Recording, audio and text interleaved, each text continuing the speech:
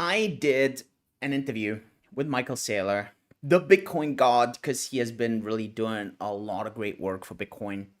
And this video is probably going to come out tomorrow, Thursday, maybe on Friday. So it's going to be quite exciting.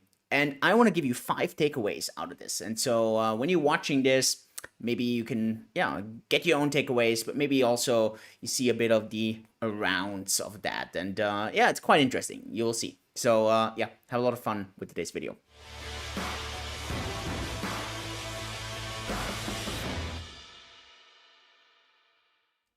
Hey and welcome to today's video. My name is Julian. On my channel, it's all about making you crypto fit. I discuss the beautiful world of decentralization, blockchain, cryptocurrencies, most of all Bitcoin. Today, I want to discuss 5 takeaways from one of the biggest kind of proponents of Bitcoin, Michael Saylor, CEO and founder of MicroStrategy. There's going to be an interview coming out with me and him. Great discussion, goes for almost 1.5 hours. He took some really nice time out of his busy schedule to discuss this. It's probably going to come out tomorrow, Thursday, maybe on Friday. Let's see a bit of the timeline on this. And what I want to give away here are a couple of the takeaways. Now, if you're new to my channel, consider clicking the subscribe button and the bell icon so you don't miss out on any of the stuff here. I post almost daily videos, and they're packed with value nuggets. So yeah, don't miss out on those. And hey, if you're back, welcome back. Please give me an upvote, click your like on podcast, leave me a 5-star review, share this stuff on Twitter, LinkedIn. It's really, really, really helpful. And all this stuff is for free for you. So if you want to give back, that's how you give back. But so now let's dive in. Takeaway number 1, and that's the story he starts in with, is his kind of changing the opinion based on the facts that change. And most people never do this. Most people in his shoes would say, you know what? I talked negative about Bitcoin 7 years earlier. I mean, there's a lot of interviews and talks about him where he was a bit of kind of throwing Bitcoin on the bus. And now that Bitcoin is 10,000, of course, I'm going to keep talking bad about Bitcoin. And that's what normal people would do, or the majority of people. For him, completely different. When the facts change, his opinion changes, and it makes a lot of sense. Look, Bitcoin, when it was in the hundreds of dollars, was way riskier than today. Also, obviously, with the economic environment, everything changes. So kudos to him for changing his opinion. And big shout out to everyone. Whenever the facts change your opinion. Don't base the facts on your opinion. Base your opinion on the facts. Very, very powerful. Second big takeaway, and I think that's an important one. He shares this a bit later on. We also talk about Elon Musk. We talk about Tesla.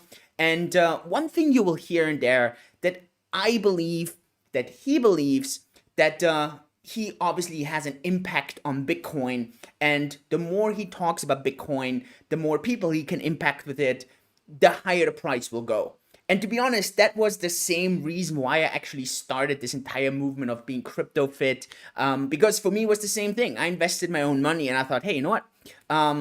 If I talk about this stuff, more people know about it and the price might go up. And look, I'm very transparent about it. I invest my money mainly in 3 coins. It's Bitcoin, it's DeFi chain, it's Ethereum. I follow the same principle, and Michael Saylor does so as well. And you will see, all successful people do the same thing.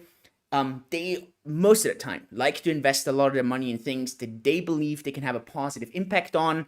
And he definitely believes that. So for him, it's probably not just a pure outside investment. For him, it's really something that he believes he has an unfair advantage in, and he has a strong insight in. So would be interesting to ask that same question to Elon if he thinks similar in that. Let's see. Takeaway number 3 is his time horizon. And that is unfreaking believable.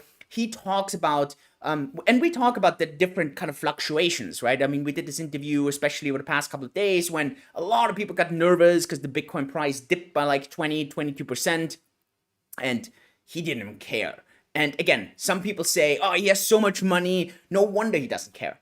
Listen, if you had billions of dollars and all these billions of dollars were in one asset class, wouldn't you be worried about that?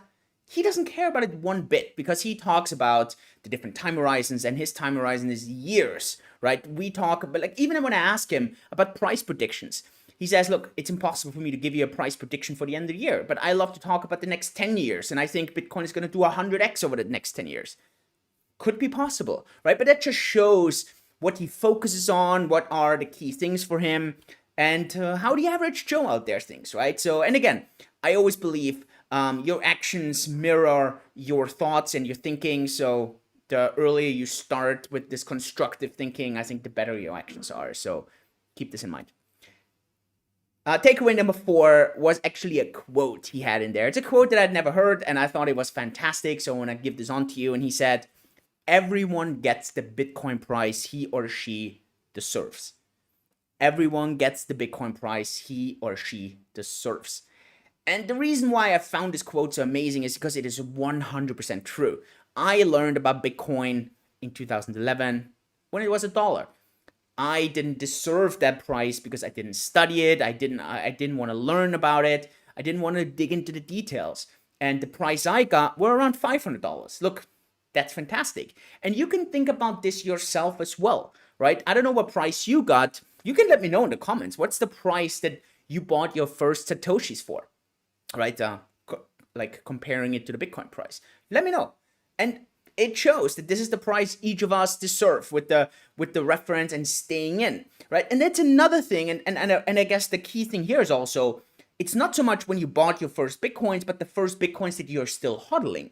Right? Very powerful change, because there's a lot of people who bought their first Bitcoins or their first Satoshis, and back then it was Bitcoins in 2012, but then they sold in 2013 because of what they got all nervous.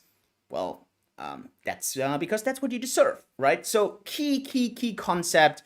What's the price that you paid for the first Bitcoins that you're still hodling today? Insanely powerful, right? So big thing.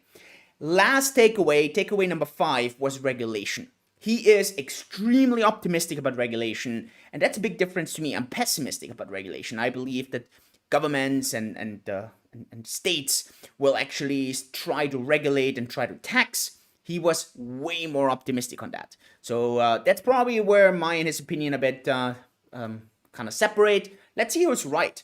Might be that for him, he's just a very optimistic person, and I just try to rather be a bit more like expect the worst and hope for the best. So yeah, that's a bit of the difference here. In general, it was an awesome 90 minutes. You're going to love it. There's going to be so many value nuggets in there. A lot of things that he has not shared anywhere else, because I asked completely different questions than a couple of other people, especially on the processes, how he actually executed certain trades. It's interesting to hear when he talks about how long it took for him to deploy $1 billion. Quite interesting to hear that. And yeah, so definitely stay tuned. Once the interview is out, I'll link it up. Big thanks from my side. It's definitely fantastic. So yeah, these were the 5 takeaways. Let me know from all these things you've heard from Michael Saylor. What was your biggest takeaway? Then obviously, what is the cheapest price so far that you bought your Bitcoins for or sats for that you're still hodling? Let me know. With this, thanks so much. Yours truly. See you next time. Bye-bye.